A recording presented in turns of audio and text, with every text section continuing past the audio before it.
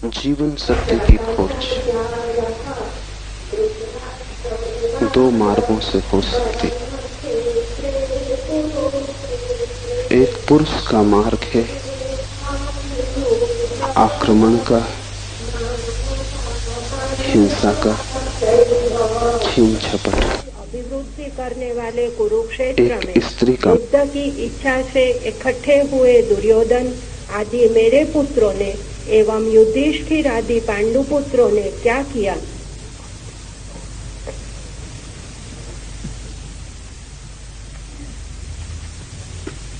धृतराष्ट्र आंख से अंधे, लेकिन आंख के न होने से वासना नहीं मिट जाती। आंख के न होने से कामना नहीं मिट जाती। काश सूर्यदास ने धृतराष्ट्र का ख्याल कर लिया होता तो आंखें फोड़ने की कोई जरूरत न होती। सूरदास ने आंखें फोड़ ली थी इसलिए कि न रहेंगी आंखें, न मन में उठेगी कामना, न उठेगी वासना।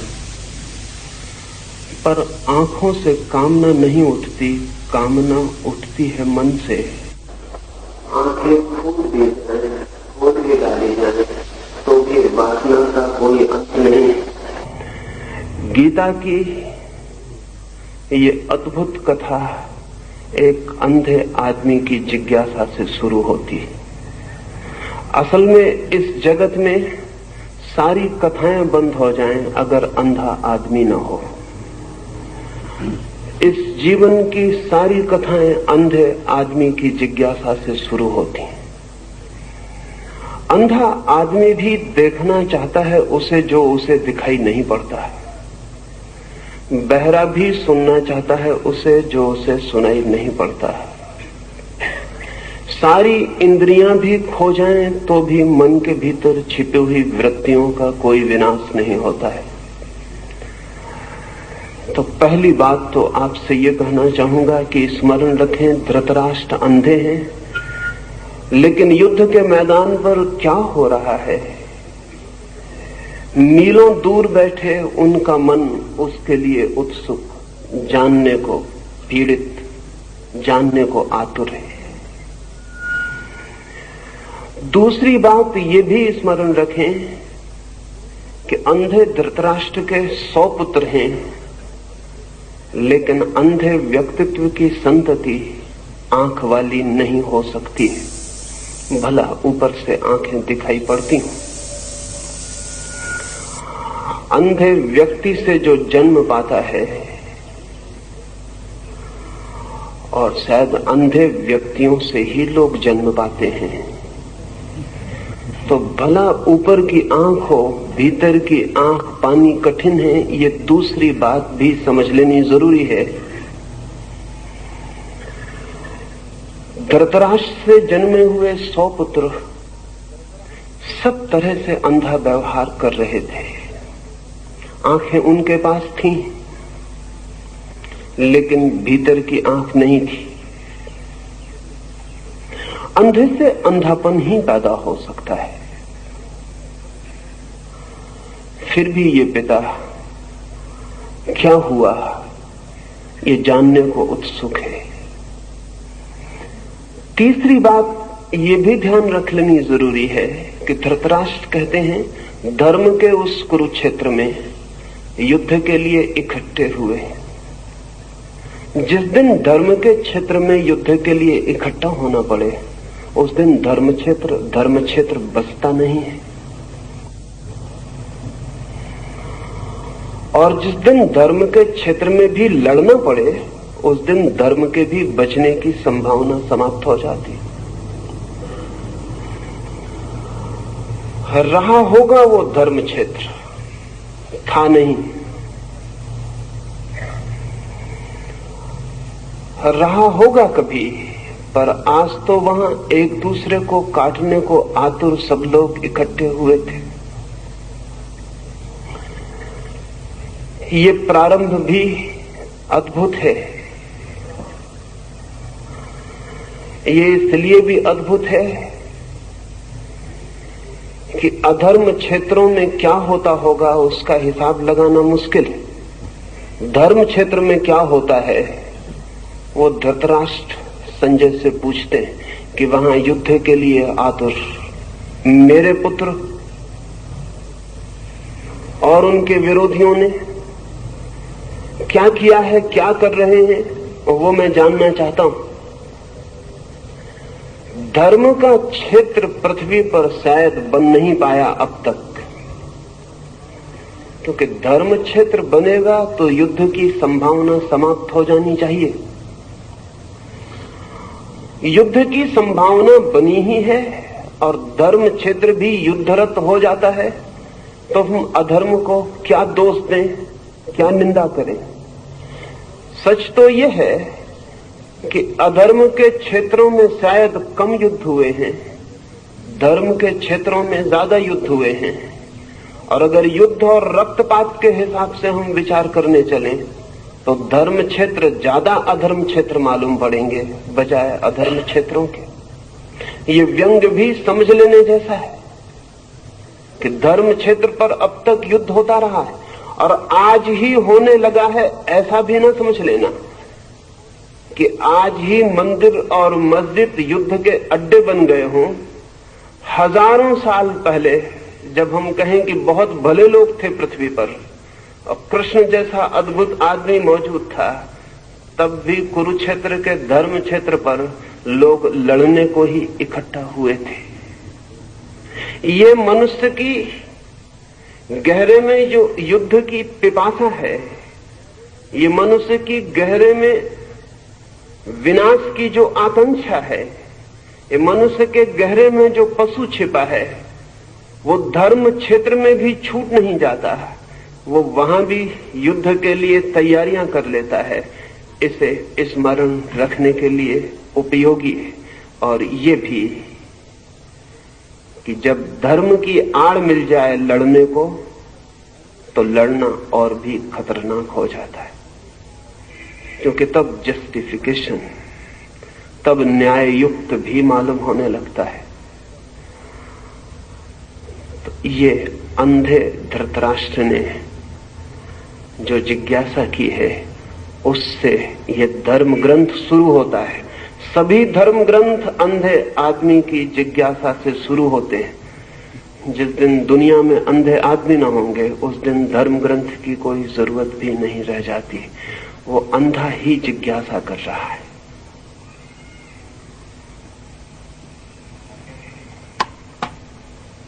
राष्ट्र को युद्ध का रिपोर्टाज निवेदित करने वाले अंध धृतराष्ट्र को युद्ध का रिपोर्टाज निवेदित करने वाले संजय की गीता में क्या भूमिका है?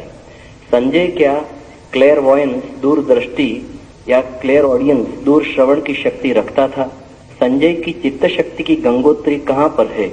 वो स्वयंभू भी हो सकती है ना? संजय पर निरंतर संदेह उठता रहा है, स्वाभाविक है। संजय बहुत दूर बैठकर कुरुक्षेत्र में क्या हो रहा है उसकी खबर धृतराष्ट्र को देता है। योग निरंतर से मानता रहा है कि जो आंखें हमें दिखाई पड़ती हैं वे ही आंखें नहीं, और भी आंख है मनुष्य के पास जो समय और क्षेत्र की सीमाओं को लांघ कर देख सकती है। लेकिन योग क्या कहता है, इससे जो कहता है वो सही भी होगा ऐसा नहीं। संदेह होता है मन को, इतने दूर संजय कैसे देख पाता है? क्या वो सर्वज्ञ है? नहीं। पहली तो बात यह कि दूरदृष्टि, क्लेयरवॉयंस कोई बहुत बड़ी शक्ति नहीं है, सर्वज्ञ से उसका कोई संबंध नहीं है। बड़ी छोटी शक्ति है और कोई भी व्यक्ति चाहे तो थोड़े ही श्रम से विकसित कर सकता है। और कभी तो ऐसा भी होता है कि प्रकृति की किसी भूल चूक से वो शक्ति किसी व्यक्ति को सहज भी विकसित हो जाती। एक व्यक्ति है अमेरिका में अभी मौजूद, नाम है टेड सीरियो। उसके संबंध में 2 बातें कहना पसंद करूंगा तो संजय को समझना आसान हो जाएगा, क्योंकि संजय बहुत दूर है समय में हमसे, और न मालूम किस दुर्भाग्य के क्षण में हमने अपने समस्त पुराने ग्रंथों को कपोल कल्पना समझना शुरू कर दिया है। इसलिए संजय को छोड़ें। अमेरिका में आज जिंदा आदमी है एक टेड सीरियो, जो कि कितने ही हजार मील की दूर पर कुछ भी देखने में समर्थ है। न केवल देखने में, बल्कि उसकी आंख उस चित्र को पकड़ने में भी समर्थ है। हम यहां बैठकर ये जो चर्चा कर रहे हैं, न्यूयॉर्क में बैठा हुआ टेड सीरियो अगर कहा जाए कि अहमदाबाद में इस मैदान पर क्या हो रहा है, तो वो 5 मिनट आंख बंद करके बैठा रहेगा, फिर आंख खोलेगा और उसकी आंख में आप सबकी बैठी हुई तस्वीर, उसकी आंख में दूसरे देख सकते हैं, और उसकी आंख में जो तस्वीर बन रही उसका कैमरा फोटो भी ले सकता है। हजारों फोटो लिए गए हैं, हजारों चित्र लिए गए हैं, और टेड सीरियो की आंख कितनी ही दूरी पर किसी भी तरह के चित्र को पकड़ने में समर्थ है। न केवल देखने में बल्कि चित्र को पकड़ने में भी। टेड सीरियो की घटना ने 2 बातें साफ कर दी हैं। एक तो संजय कोई सर्वज्ञ नहीं है, क्योंकि टेड सीरियो बहुत साधारण आदमी है, कोई आत्मज्ञानी नहीं है। टेड सीरियो को आत्मा का कोई भी पता नहीं है। टेड सीरियो की जिंदगी में साधुता का कोई भी नाम नहीं है, लेकिन टेड सीरियो के पास एक शक्ति है, वो दूर देखने की विशेष है शक्ति। कुछ दिनों पहले स्कैंडिनेविया में एक व्यक्ति किसी दुर्घटना में जमीन पर गिर गया कार से, उसके सिर को चोट लग गई और अस्पताल में जब होश में आया तो बहुत मुश्किल में पड़ा। उसके कान में कोई जैसे गीत गा रहा हो ऐसा सुनाई पड़ने लगा। उसने समझा कि शायद मेरा दिमाग खराब तो नहीं हो गया, लेकिन 1 या 2 दिन के भीतर स्पष्ट सब साफ होने लगा। और तब तो ये भी साफ हुआ कि 10 मील के भीतर जो रेडियो स्टेशन था, उसके कान ने उस रेडियो स्टेशन को पकड़ना शुरू कर दिया। फिर उसके कान का सारा अध्ययन किया गया और पता चला उसके कान में कोई भी विशेषता नहीं है, लेकिन चोट लगने से कान में छुपी कोई शक्ति सक्रिय हो गई है। ऑपरेशन करना पड़ा, क्योंकि अगर 24 घंटे ऑन ऑफ करने का तो कोई उपाय नहीं था। अगर उसे कोई स्टेशन सुनाई पड़ने लगे तो वो आदमी पागल ही हो जाए। पिछले 2 वर्ष पहले इंग्लैंड में एक महिला को दिन में ही आकाश के तारे दिखाई पड़ने शुरू हो गए। वो भी एक दुर्घटना में ही हुआ। छत से गिर पड़ी और दिन में आकाश के तारे दिखाई पड़ने शुरू हो गए। तारे तो दिन में भी आकाश में होते, कहीं चले नहीं जाते, सिर्फ सूर्य के प्रकाश के कारण ढक जाते हैं, रात फिर उगड़ जाते हैं प्रकाश हट जाने से। लेकिन आंखें अगर सूर्य के प्रकाश को पार करके देख पाए तो दिन में भी तारों को देख सकती। उस स्त्री की भी आंख का ऑपरेशन ही करना पड़ा। ये मैं इसलिए कह रहा हूं कि आंख में भी शक्तियां छिपी हैं जो दिन में आकाश के तारों को देख लें। कान में भी शक्तियां छिपी हैं जो दूर के रेडियो स्टेशन से विस्तारित ध्वनियों को पकड़ लें। आंख में भी शक्तियां छिपी हैं जो समय और क्षेत्र की सीमाओं को पार करके देख लें, लेकिन अध्यात्म से इनका कोई बहुत संबंध नहीं है। तो संजय कोई बहुत आध्यात्मिक व्यक्ति हो ऐसा नहीं है। संजय विशिष्ट व्यक्ति जरूर है। वो दूर युद्ध के मैदान पर जो हो रहा है उसे देख पा रहा है, और संजय को इस शक्ति के कारण कोई परमात्मा, कोई शक्ति की उपलब्धि हो गई हो ऐसा भी नहीं है। संभावना तो यही है कि संजय इस शक्ति का उपयोग करके ही समाप्त हो गया हो। अक्सर ऐसा होता है, विशेष शक्तियां व्यक्ति को बुरी तरह भटका देती हैं। इसलिए योग निरंतर कहता है कि चाहे शरीर की सामान्य शक्तियां हों और चाहे मन की साइकिक पावर्स की विशेष शक्तियां हों, शक्तियों में जो उलझता है वो सत्य तक नहीं पहुंच पाता है। पर यह संभव है। और इधर पिछले 100 वर्षों में पश्चिम में साइकिकल रिसर्च ने बहुत काम किया है। और अब किसी आदमी को संजय पर संदेह करने का कोई कारण वैज्ञानिक आधार पर भी नहीं रह गया है। और ऐसा ही नहीं कि अमेरिका जैसे धर्म को स्वीकार करने वाले देश में ऐसा हो रहा हो, रूस के भी मनोवैज्ञानिक मनुष्य की अनंत शक्तियों का स्वीकार निरंतर करते चले जा रहे हैं। और अभी चांद पर जाने की घटना के कारण रूस और अमेरिका के सारे मनोवैज्ञानिकों पर एक नया काम आ गया है, और वो ये है कि यंत्रों पर बहुत भरोसा नहीं किया जा सकता। और जब हम अंतरिक्ष की यात्रा पर पृथ्वी के वासियों को भेजेंगे तो हम उन्हें गहन खतरे में भेज रहे हैं, और अगर यंत्र जरा भी बिगड़ जाएं तो उनसे हमारे संबंध सदा के लिए टूट जाएंगे,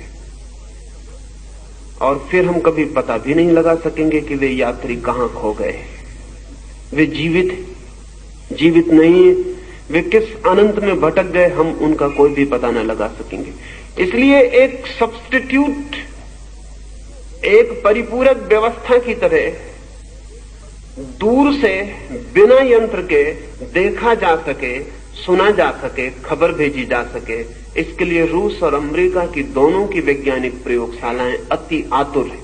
और बहुत देर न होगी कि रूस और अमेरिका दोनों के पास संजय होंगे, हमारे पास नहीं होंगे। संजय कोई बहुत आध्यात्मिक व्यक्ति नहीं है, लेकिन संजय के पास एक विशेष शक्ति है जो हम सबके पास भी है और विकसित हो सकती है।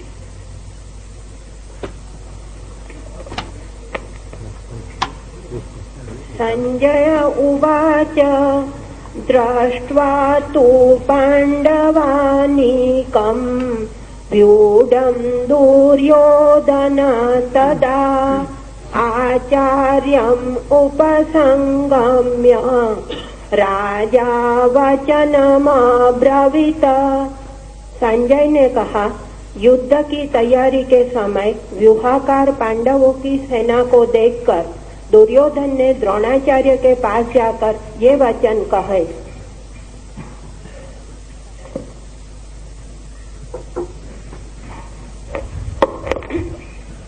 पश्यैतां पाण्डुपुत्राणाम् आचार्य महती चमुम् व्यूढां द्रुपदपुत्रेण तव शिष्येण धीमता अत्र शूरा महेश्वासा भीमार्जुन समायुधि युयुधानो विराटश्च द्रुपदश्च महारथः।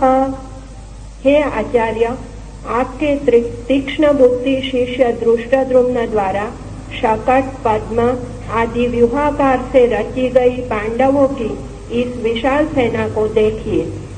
पांडवों की सेना में सभी योद्धा शूरवीर, महाधनुर्धारी एवं पराक्रम में भीम और अर्जुन के तुल्य है। उनमें सात्यकी, विराट, महारथी द्रुपद है।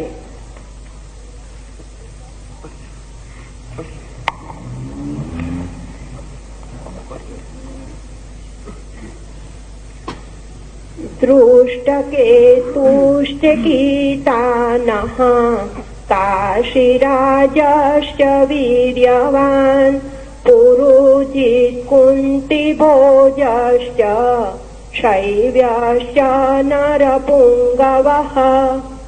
बलवान दृष्टकेतु, चेकितान और काशीराज तथा नरश्रेष्ठ पुरुजित, कुंतीभोज और शैव्य। युधामन्युश्च विक्रांत उत्तमौजाश्च वीर्यवान् सौभद्रो द्रौपदेयाश्च सर्व एव महारथः। अस्माकं तु विशिष्टाये तान्निबोध द्विजोत्तम नायका मम सैन्यस्यं संज्ञार्थं तान् ब्रवीमि ते। पराक्रमशाली युधामन्यु, उत्तमोजा, वीर्यवान सुभद्रा का पुत्र अभिमन्यु और प्रतिबिंब आदि द्रौपदी के पुत्र, ये सभी महारथी है।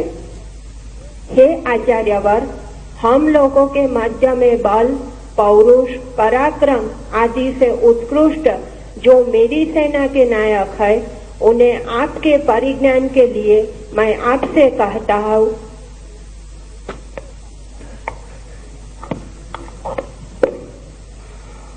मनुष्य का मन जब हीनता की ग्रंथि से, इन्फीरियरिटी कॉम्प्लेक्स से पीड़ित होता है, जब मनुष्य का मन अपने को भीतर हीन समझता है, तब सदा ही अपनी श्रेष्ठता की चर्चा से शुरू करता है। लेकिन जब हीन व्यक्ति नहीं होते, तब सदा ही दूसरे की श्रेष्ठता से चर्चा शुरू होती है। हे दुर्योधन कह रहा है भीष्म से कि पांडवों की सेना में कौन कौन महारथी, कौन कौन महायोद्धा इकट्ठे हैं। इससे वो शुरू कर रहा है। ये बड़ी प्रतीक की, बड़ी सिंबॉलिक बात है। साधारणतः शत्रु की प्रशंसा से बात शुरू नहीं होती, साधारणतः शत्रु की निंदा से बात शुरू होती। साधारणतः शत्रु के साथ अपनी प्रशंसा से बात शुरू होती है। शत्रु की सेना में कौन कौन महावीर इकट्ठे हैं, दुर्योधन उनसे बात शुरू कर रहा है। दुर्योधन कैसा भी व्यक्ति हो, इंफीरियरिटी कॉम्प्लेक्स से पीड़ित व्यक्ति नहीं है, हीनता की ग्रंथि से पीड़ित व्यक्ति नहीं है। और ये बड़े मजे की बात है कि अच्छा आदमी भी अगर हीनता की ग्रंथि से पीड़ित हो, तो उस बुरे आदमी से बदतर होता है जो हीनता की ग्रंथि से पीड़ित नहीं है।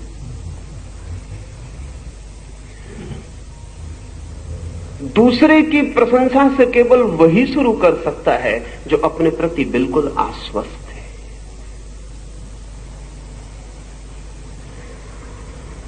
ये एक बुनियादी अंतर सदियों में पड़ा है। बुरे आदमी पहले भी थे, अच्छे आदमी पहले भी थे। ऐसा नहीं है कि आज बुरे आदमी बढ़ गए हैं और अच्छे आदमी कम हो गए हैं। आज भी बुरे आदमी उतने ही हैं, अच्छे आदमी उतने ही हैं। अंतर क्या पड़ा है? निरंतर धर्म का विचार करने वाले लोग ऐसा प्रचार करते रहते हैं कि पहले लोग अच्छे थे और अब लोग बुरे हो गए हैं। ऐसी उनकी धारणा मेरे ख्याल में बुनियादी रूप से गलत है। बुरे आदमी सदा थे, अच्छे आदमी सदा थे। अंतर इतना ऊपरी नहीं है, अंतर बहुत भीतरी पड़ा है। बुरा आदमी भी पहले हीनता की ग्रंथि से पीड़ित नहीं था, आज अच्छा आदमी भी हीनता की ग्रंथि से पीड़ित है। ये गहरे में अंतर पड़ा है। आज अच्छे से अच्छा आदमी भी बाहर से ही अच्छा है, भीतर स्वयं भी आश्वस्त नहीं। और ध्यान रहे, जिस आदमी का आश्वासन स्वयं पर नहीं है, उसकी अच्छाई टिकने वाली अच्छाई नहीं हो सकती है। बस स्किन डीप होगी, चमड़ी के बराबर गहरी होगी, जरा सा खरोंच दो और उसकी बुराई बाहर आ जाएगी। और जो बुरा आदमी अपनी बुराई के होते हुए भी आश्वस्त है, उसकी बुराई भी किसी दिन बदली जा सकती है, क्योंकि एक बहुत गहरी अच्छाई बुनियाद में खड़ी है, वो स्वयं का आश्वासन है। इस बात को मैं महत्वपूर्ण मानता हूं कि दुर्योधन जैसा बुरा आदमी एक बहुत ही शुभ ढंग से चर्चा को शुरू कर रहा है। वो विरोधी के गुणों का पहले उल्लेख कर रहा है, फिर पीछे अपनी सेना के महारथियों का उल्लेख करता है।